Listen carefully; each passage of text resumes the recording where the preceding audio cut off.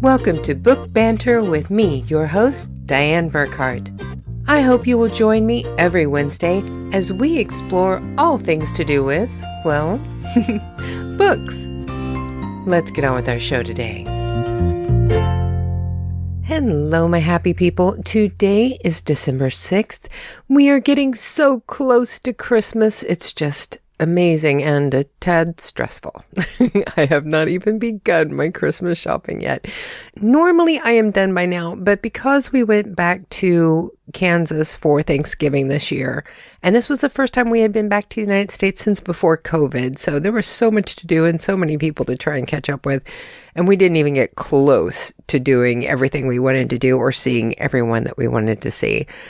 But we were so busy doing all those things, I did not get any Christmas shopping done. I had planned to actually go out and do all of my Christmas shopping while we were in Kansas, but I bought one thing, and that was it. So I've got a lot of work to do in the next week or so.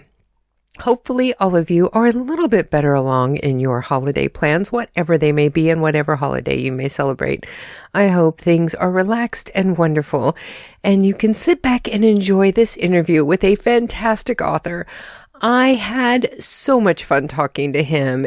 We got along so well. It was such a friendly conversation. It was like speaking to somebody you had known for a long time. It was so much fun.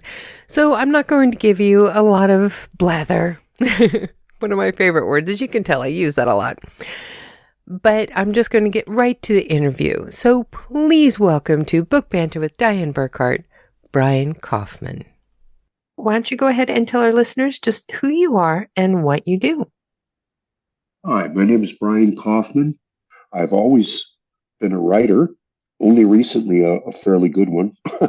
I started writing comic books when I was 5 years old for the kids in the neighborhood. Wow. And I didn't have a good grasp of writing. I could spell red, I remember that. So I would have to explain all the pictures. I'm a terrible artist, too. But I did love telling stories, and I did seem to keep people entertained. I started writing short stories when I was in seventh grade, and I just kept writing the whole time. It's amazing. So how did you go from doing that to being a curriculum editor? Yeah, my career was, my day job was as a cook. And I was in the restaurant business for 40 years. Oh, wow. And just as I was entering the 50s, I noticed that it was getting really hard to kneel down and clean under the grill. So I went back to school, Colorado State University, and it was one of those things where I said, well, what do you want to do? And, well, I want to be a writer. I've always written. So I went back to learn creative writing and English lit, and I got my degree. And when I had my degree, I was able to translate that into a job doing freelance work for an online college. And they liked my work so much, they offered me a job. And suddenly I was out of the restaurant industry. So if you had always been a writer, how did you get into the restaurant business? I got married and had kids, and that was it. back in the day, I wasn't making any money. I remember the first check I ever got for writing something was $2. Mm-hmm. It was a gratuity payment, I guess, and that $2 didn't go very far. So yeah. I worked in restaurants, and I was a good cook, so that earned a living. So did you ever have an urge to do cookbooks? I've done one for myself. Yes, with my recipes, and they're the greatest recipes ever. Of course. And no one will probably ever see it. My wife, who's a better cook than I, has her recipes in there too. She's a hell of a baker. With everything that you've published, why wouldn't you go for a cookbook? I really enjoy writing stories, and the cookbook is a massive undertaking, photography-wise, because you have to have the pictures and they have to look good. Yeah. I actually did a little bit of food photography for marketing for some of the restaurants, and man, it's tough. That's a whole industry. Mm-hmm. And I thought, well, Did not enjoy that. That does make a difference. Yeah, but the cooking is fun to do. I really enjoy it. The other cool thing about cooking is you work, and a lot of it is rote, like Yeah. when you're peeling shrimp. Yeah. And so my brain goes where it gets to go. So I have stories lined out in my head before I put them to page. Yeah, I definitely understand that. So, what was the first big writing project that you did? I had been talking about writing forever. And one night I was into my third or fourth beer, and I told my wife, "Oh, I'm ready to get started on a novel." Yeah. And she said, "Really? You going to do it this time?" And I thought, "Oh my God, I'm that guy who doesn't follow through, who's just, it's beer talk." Mhm. So I immediately sat down and started writing a novel. And I got one done in about 6 months, and no one's ever seen it because it's not publishable. It's like most first works, it's just terrible. Mhm. But what I discovered was I really love the process of writing. Some people are good writers and don't like writing. I was a bad writer who loved writing. I just loved the process. So I figured that was going to pay off in the long run. Are you a plotter or a pantser? I am a pantser. Hmm. I have tried with projects to outline, and what I've discovered is I can't make it sound real. It always sounds manipulated, it always sounds forced. Hmm. When I do the pantsing, it's not like I don't have an idea where I'm going. It's that I've thought it through in my head. For example, when I'm cooking or when I'm hiking, I'm thinking things through, but I don't put a word to the page in the way of an outline. And it seems to come out organically that way. And the best writing, the things I have liked the best, came out that way. So that's just my process. That's what I do with it. Yeah, that's one of those things. It seems like there is a really significant divide between most authors. They either love plotting or they absolutely hate it. It just seems to stifle everything that they're trying to do. There are Yeah, very few it's people who do like kind of half and half. Yeah, if I was to really pin it down, maybe I'm a half and half guy because I will walk something through my head dozens of times before I start on it. Hmm. And I know generally where something's going, but there's discovery all the way. Oh, yeah. And when I say that I walk through it dozens of times, my Civil War novel, Dead Tribunal of Last Resort, was in my head for 20 years before I started writing it. Oh, wow. My baseball novel, The Fat Lady's Low Sad Song, was 15 years. I started it, put it away because it was terrible. And then I just kept thinking on it and thinking on it. And that's my best process. One of the things that is most encouraging to me is my last novel, the one that's out now, was the first one that I hadn't chewed over in my head for decades. My bucket list books, the ones where I've been thinking about them forever, were all done. And this was the first one I went back to where I didn't have a clue what I was doing. And I used the same process and it worked great. And I was really gratified because I was wondering if I was done. Now, was this one the Persistent Echo or is it a different title? Yes, A Persistent Echo. And that's maybe one of my favorite books that I've done. And it Uh, looks to be pretty it, popular with readers too. Your reviews are really good on Amazon.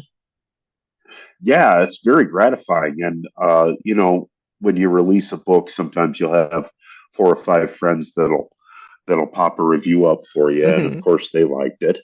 But these are people I don't know. I think I'm over 150 reviews now or ratings. Hmm. And the reviews have been very good, very gratifying. And I put my email address in the back of the book in case anyone wanted to talk about it. And I get emails now all the time from people saying, "That was a wonderful book. Thank you for the read." And I can't tell you how much that means. That's awesome. Oh, yeah. There is nothing better than having people actually contact you and tell you what they thought of your work.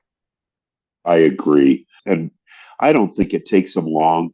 Sometimes they're tapping it out on their iPhone, just a quick message. Hmm. If they knew how much impact it has coming back this way, they'd smile Oh, because it yeah. really does the deal. Makes my days. There is a woman that I do not know on TikTok who just went through and read all the books in my series and posted a little video, just a little synopsis telling about each one of the books. And all it is a picture of the book and a text on the screen. And she posted that on her TikTok channel. I celebrated when I found that. My husband and I actually went out to dinner and celebrated the fact that somebody I don't even know read all of my books and posted something online about them. I don't think readers understand how much that little bit of recognition means to us. It's so true. It's so true. That's a really cool story, by the way. Somebody you don't know doing that. And TikTok's the new place for books, I guess. That's what I'm told. And for somebody to just post that, that's really awesome. You must have been jazzed. Oh, I was like bouncing around the apartment. My husband was in a meeting and I was just like vibrating, waiting for him to get done with his meeting so I could tell him. So you could tell him? Yeah. You're going to have to leave the meeting now. I've got something to tell you. And that's one thing I've been trying to stress and put out in my publications and in the podcast. If somebody reads a book, please, please, please leave a review. Contact the author. Just send a quick little message like, hey, I like your book. They do not understand what kind of energy it gives us to keep doing what we're doing. Yes. And as readers, books really impact us. Books will hit me on an emotional level. Oh, yeah. And I'll carry them with me for days. And letting somebody know that it meant that much seems like part of the interactive process that would keep this going. Mm-hmm. Most definitely. Now, you actually kind of dabble in several different genres. I know most people will pick a genre and kind of stick to it, but you have a very diverse portfolio of work. You do poetry, you do short stories, you have novels, you have novellas, you've done textbooks. Is there anything you haven't done besides a cookbook? Well, for a long time, I had not written a romance. And then I went ahead and did my romance in the Civil War novel, Dread Tribunal. I hop genres, and I do so because the energy to finish book comes out of some kind of obsession with the subject. I love baseball, wanted to be a professional baseball player. But in terms of the baseball field, I was a zero-tool player. I had no power, no speed. I couldn't throw, couldn't catch, but I could write a book about it. And for a while, I was just immersed in this wonderful world. That obsession is what helps me finish the book. When I was a kid, I loved history, the Alamo, the Civil War, and those ended up in books. And so I have to hop from genre to genre, and it's really hard because some people don't want to follow that genre hop, particularly when I went into horror, particularly visceral horror. And some people don't want to go that way. Yeah. So, but they're things that always obsess me. When I was a kid, I went to the drive-in. It was 1968, and it was the release of Night of the Living Dead. Oh, yeah. I didn't know it. Yeah, I did not know that movie from any other movie. I was on a date, but that date thing shut down about as the credits were rolling. I mean, even the credits are scary in that movie. The movie fried my synapses, pretty much. I had zombie nightmares for decades, and now I still have them once in a while, and they're really fun. I really welcome them. You just get used to it, and it's nostalgic. So I wrote a zombie novel, and that didn't seem to fit with some of the other stuff I'd done. But again, it was an obsession for me. Which title was that? Dead Beyond the Fence. And then subsequently, I wrote a set of novellas called Mary King's Plague and Other Tales of Woe. Mary King's Close is in Scotland, and there are rumors about ghosts and a plague that was there in 1644. And I wrote that as a historical zombie novel, again, going back to that well. Is Mary King's Plague and then Mary King's Plague and Other Tales of Woe, is that the same book? Well, the Mary King's Plague is the first novella, and Okay. I put it out only as an ebook.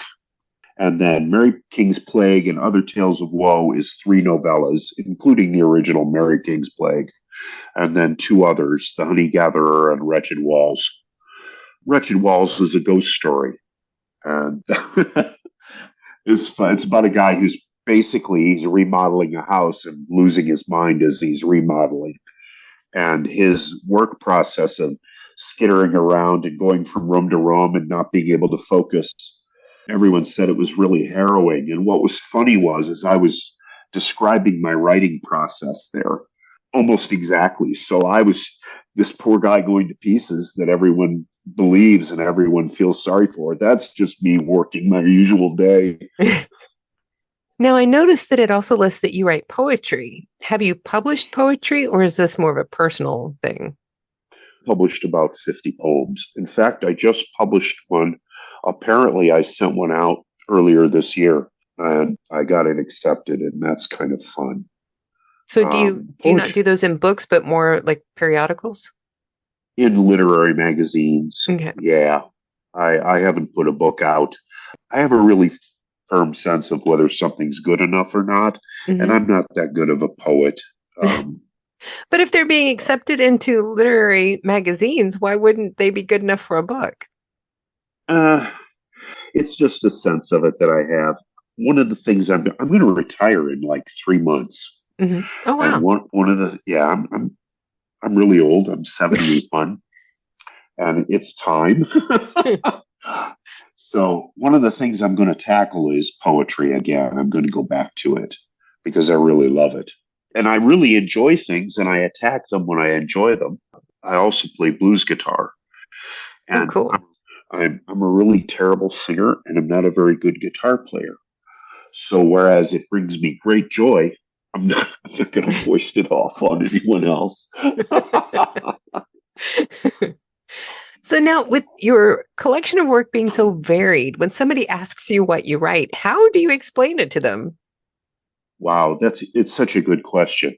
I have an easier answer when I talk about what textbooks I write. See, at the job, we write textbooks, and it's a really varied number of subjects and majors. And I describe myself in the curriculum department as the utility infielder, to use a baseball term. I'm the guy that if there's a project that nobody likes and everyone's going, ew, I don't want to do that, that's what I do. And so I end up doing those things. So I'm hopping all over the board.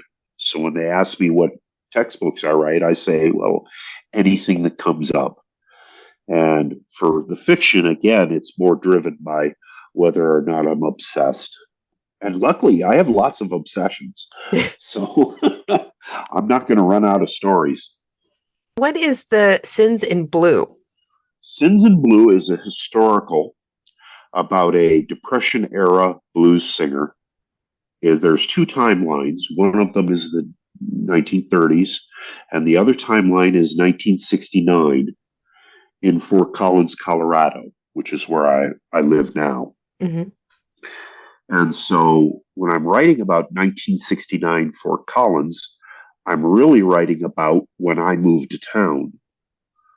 And so my life has extended so long that I am now historical fiction. So, and this is a story of a kid who's from Pittsburgh who, through some connections with record collectors, finds out about a recording of a guy in the 1930s who may or may not have invented rock and roll. And in tracing the guy down, he's working in a hotel laundry in Fort Collins, Colorado. So the kid hops a bus and goes to Fort Collins and they're going to be stars. That's what he wants to tell the guy. And of course, the old blues singer likes the attention and the company, and he knows damn well nothing's going to come of it. So the story, the mystery is how he ended up where he is, what his backstory is, and the changes that knowing him, how the boy changes. Now, there's Uh, another one that I was really wanting to ask you about because I love the cover on this one. A Shadow Melody. That cover is fantastic. Yes. And that was my second crack at a romance. Really? And yes, and it's a really good historical, and it's really wonky. And let's see, there's a computer term called a kludge, Hmm. and it's in the early days of computers when they would put a bunch of parts together and a bunch of components together and paste something together that worked. And I was pasting historical fiction, something along the tone wise of something like Wuthering Heights, and horror and steampunk. I was going to say, it has a So, definite steampunk feel to the image on the cover. very much. And that was what the publisher wanted to emphasize was the steampunk. That's a really fun story because it's a professor and his assistant who's female, and they are putting together a device to speak to the dead. And most of what happens is historical because it covers the efforts of Edison and Tesla, both of whom tried to build devices to speak to the dead. Mm-hmm. In fact, as part of my research, I bought some kit parts to recreate Tesla's machine. Oh, fun. Uh, I just wanted to see what it would be like to put it together and to play with it. Tesla wasn't sure if he was talking to the dead or if he was talking to space aliens. That's interesting. Yeah. What it actually does is measure electromagnetic waves and translate them into sound. Okay. I know that they use a lot of EMF detectors whenever they go out doing ghost hunting. Yes, they do. And then, of course, I get into all kinds of crazy stuff at the end. The possible damaging effects of the music. The shadow melody is this malevolent piece of music that gets written out of these efforts. Bosch's triptych, The Garden of Earthly Delights, the right hand wing is called Musical Hell. And in it, there's a piece of music. You can actually see the notes, and I work that into the story. And the Devil's Chord, and a bunch of other things to work into this thing such that when the music plays, bad things happen. Oh, this sounds amazing. I have to get this one next. You just added onto my to be read list. That's great. But I have to tell you, the one book of yours that I saw that I really do want to check out, which was already in my head, was A Persistent Echo, the one that just came out. That one sounds right up my alley too. Why don't you go ahead and tell us about that one? Sure. This is the setting is Texas, 1897, and this is historical. There were over 400 UFO reports in May and April of 1897. Way too many to be completely discarded as a hoax. One of the reports involved the crash of a UFO on a guy's farm. Supposedly, the alien pilot, he was identified as an alien by the local astronomer, was buried in the Aurora Cemetery. The grave was marked by a sandstone headstone, and then the headstone was stolen. And because it was an older segment of the grave, it wasn't entirely clear which grave belonged to. The locals call him Ned. Ned? Yeah, I, better than Bob, I guess. But they actually have a rock there now, and people go visit the cemetery and leave offerings, little things on that big giant rock, flat rock, to say hello to Ned. But UFO societies wanted to dig up the graves and do some testing. And of course, since it's hard to identify which grave is which, Hmm. they don't want it just people going willy nilly in there and digging up. So they've been denied the access. But there actually was a lot of interesting UFO stuff going on. So my story is about an older man who has read about these UFO sightings. He's an adventurer, world traveler, and he wants one more adventure. So he hops a train and he goes there, and he has a second reason for going there. He's been kind of lost for the previous 15 years. 15 years earlier, his wife, whom he dearly loved, passed away there of cancer. And so he's going back. He's going to visit her grave. And He thinks he's going to chase UFOs, but actually, there's a lot that went on 15 years earlier. There was a murder and a lynching, and some of the repercussions are happening now. So the adventure he's looking for isn't necessarily the one he's expecting. That one sounds so much something that I would enjoy reading. I love that kind of a story. Of all the things I've ever written, that's the one where I said, that's the best I could do on that. I wouldn't change a word. And I love And the quote that's on the front of your book by, what is it, Kirkus Reviews? yeah, it's Kirkus Reviews. They were very kind.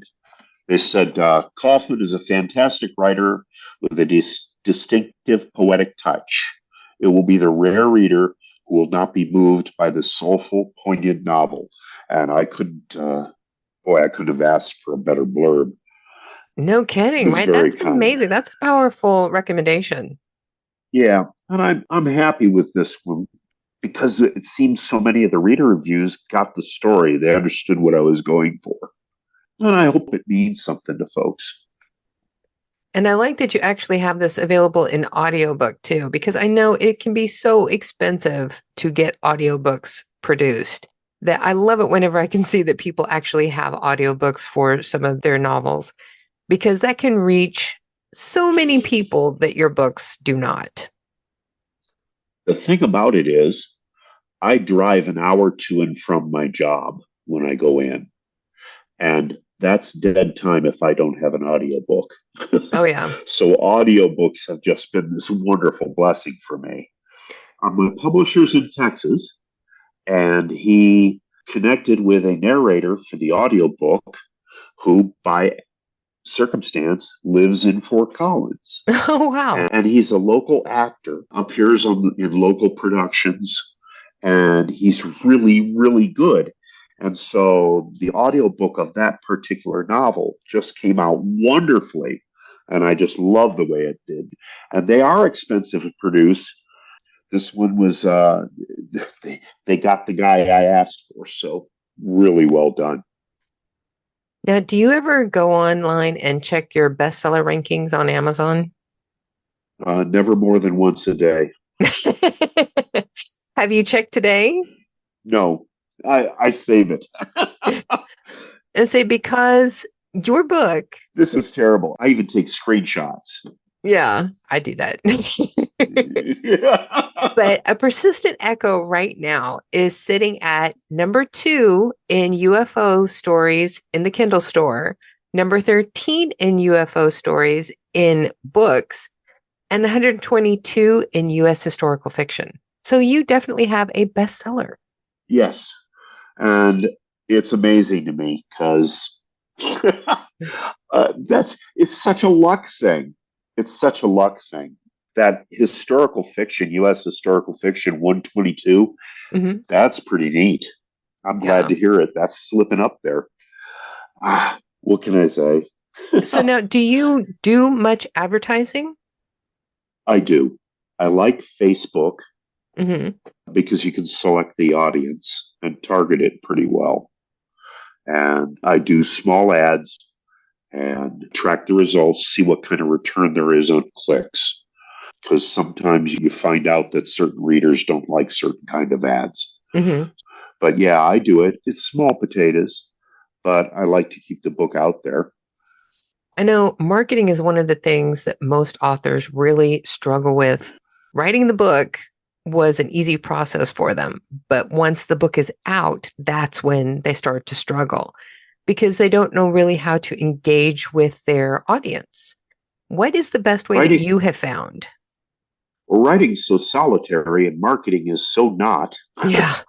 So years ago, I attended a writer's conference, and my wife was sitting next to this gal who had written some chick lit. And my wife doesn't normally read that, but she bought all these gals' books. And the reason she did is because she liked the author. Mm-hmm. It's a connection with the person. That's the thing I see that artists for writers to do, but it also works really well. So I do things like I market to book clubs, and I offer to join their Zoom meetings if they do the book, and I make the book available at a discount to them. Mm-hmm. That's brilliant. Then I sit and I discuss the book, and that's personal. And then if I can manage to be likable that day, then I make some friends. And so Somehow it's easier I if can't there's, imagine that you would have a hard time being likable. well, yeah. Well, I do have a face for radio, so it's easier when the camera's off on the Zoom. Now is going to be the perfect time to do our 5 quick questions. Okay. These never turn out to be quick, but it's a lot of fun, so we still keep doing the bit anyway. Are you ready? Okay. I'm ready. Okay. In your online bio on your website, it states that in another universe, you are a pro wrestler. If you were a pro wrestler, what would your persona name be? Wow. Well, first of all, I'd have to be 6 to 7 inches taller than I am and maintain the same weight. So, I would want to be a villain. Oh, yeah. So, yeah, because being a good guy is just thankless. Mm-hmm. All that's coming to mind is, and see, here's where the creativity drives up. I don't have the quick answer. Big Bad Brian or something silly like that. See, but that works though, But because you can use that for so many ways, you know? oh yeah, but yeah, I'd be a bad guy, and I would say inappropriate things, Being a and villain's more fun. it is, it is, and I could tap into the real me. So, question 2, you also mentioned about being a talk show host.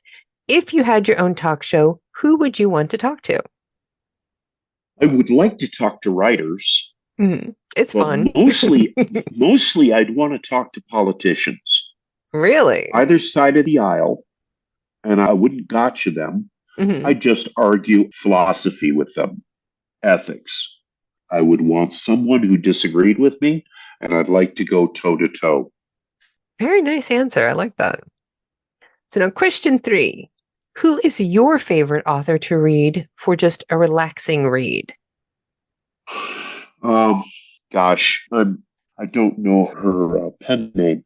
J.K. Rowling Mm-hmm. writes a Cormoran Strike series. It's a Private Eye, Cormoran Strike, and his assistant Robin. And she's got 7 books out. And she just came up with one, The Running Grave, I think it's called. And I just finished it, and I absolutely love that series, and it's so much fun for me to listen to. I do them in audiobooks. Her narrator is spectacular, but those are my favorite books, and they're just a guilty pleasure. She's just terrific with characterization and the slow dance that is the deferred romance there. It's so well done. I just enjoy the hell out of it. So she's my favorite. So question 4, what kind of dog do you have? I have a long-haired dachshund. His name is Finn, and he has the most innocent face, and he is a monster. I have seen the photos, and yes, he does look like he's terribly innocent. He really does. And he's nonstop. I read once somewhere where dogs can sleep up to 18 hours a day. Mm-hmm. No. No. I don't know when this dog sleeps. He's amazing. No lack of energy there. He's something. I See, love and that we little have a guy. dog that's a mix that's part border collie, and you would expect that to be a high energy dog. And no.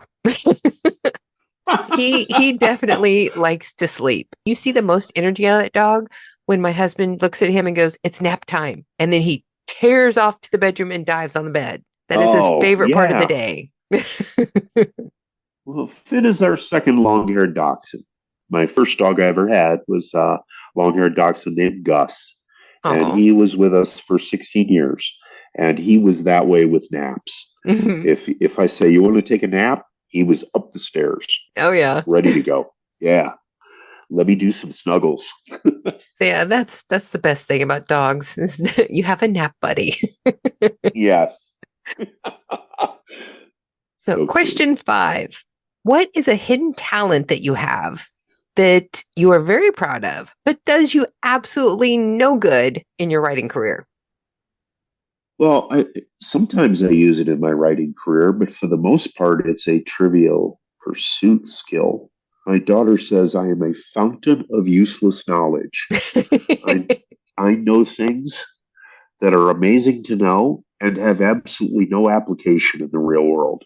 So that would be it. And that just comes from years and years of reading. See, and my dad's like that. He spends all of his time reading. He's been retired for, gosh, I think more than 20 years now. And he spends a great deal of his time reading. And he's always calling me up and going, "Hey, did you know this?" I'm like, "No, I didn't, but thank you." No, I That is didn't. something I know And now. I know now, and I've got to figure out what important piece of knowledge I have to squeeze to the side to fit that in. What's really funny though is because of him doing that, I have actually won some trivia contests in my life because I knew these outrageous things that had nothing to do with Oh, anything I had ever studied. So it that has is come in handy awesome. for me. That's pretty cool. Yeah.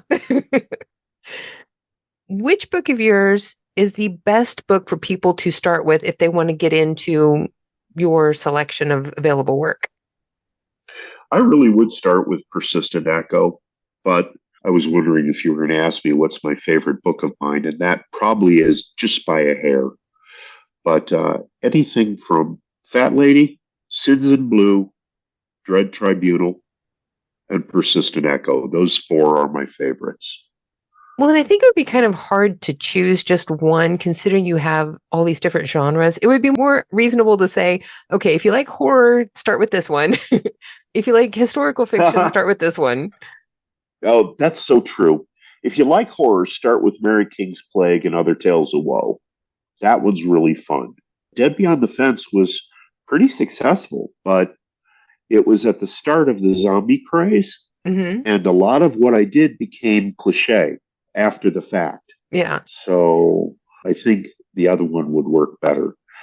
I guess if you like romance, Shadow Melody would be the best. And if you like, well, the others are so over the board. It's really tough. You pretty much have something that you could hit most people's interest. I mean, there's such a wide variety to choose from. Somebody's got to be able to find something in here that they would like. Yeah, I would think so. One of my novels I co-wrote with a friend, Aaron Spriggs. It's called A Strange and Savage Life of a Brass Key Journalist, and it's pure steampunk, but it's what I would call philosophical steampunk. That's not going to make any sense, but let's see. In science fiction, Heinlein released Stranger in a Strange Land, and suddenly there was cultural science fiction. Mm-hmm. This is kind of cultural steampunk. And what we're imagining is what if postmodern philosophy existed in the 1870s? So the story is about a journalist who basically rides the rails, a pretty thinly veiled metaphor for the internet, and is writing a novel. And the novel is comprised of telegrams. And meanwhile, he makes his living making up stories for the paper about cryptozoological characters. That sounds silly, but it's really a fun novel. And it's footnoted all the way through by two different footnoters who call each other liars, etc. It's really chaotic, but it's very postmodern and very fun. And it's so unlike whatever else I did that if you want to just go off the rails, that's one I'd recommend. I think that sounds like a lot of fun. I like things that are different, like that are almost experimental. Yeah, that one definitely is somewhat experimental, but it does have a spine in it, so you can at least pay some attention to it going through. It doesn't go completely. Yeah, it does. It goes completely off the But rails. I think you need that once in a while. There's so many things that are easily put into a specific trope that's been done again and again. And it's nice to have something unique once in a while, something that pushes the edges. That's why it's so hard for me to write a series, because series tend to go in certain arcs, and I can't see returning to the same well that way. Mm-hmm. I really take a lot of effort to make sure I'm not retracing steps, because retracing steps is just too easy. You got to go somehow and keep breaking the mold and doing something different. So, well, sitting here looking at your collection of work, I think you're doing good. I think you're following your desire. So now, where can people find all of your work? Well, I have a website. It's one word here, authorbriankaufman.com, BrianKaufman. So I just string it together, and if you search my name, you'll find it. And that's a good launching place. It has all my books listed, contact information, blog articles.